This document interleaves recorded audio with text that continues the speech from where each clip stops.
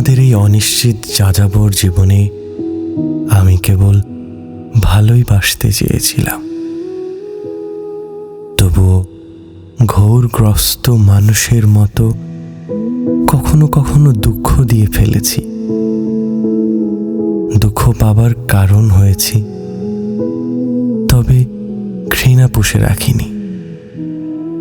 কারণ আমি ঘৃণার আধুলি জমাইনি বুকের ভেতর।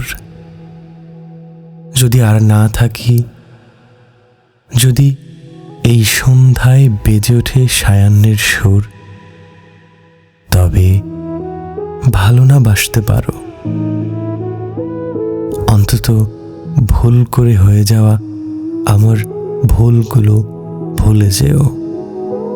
ভালো না বাসতে পারো, অন্তত ভুল করে হয়ে যাওয়া আমার ভুলগুলো ভুলে যেও।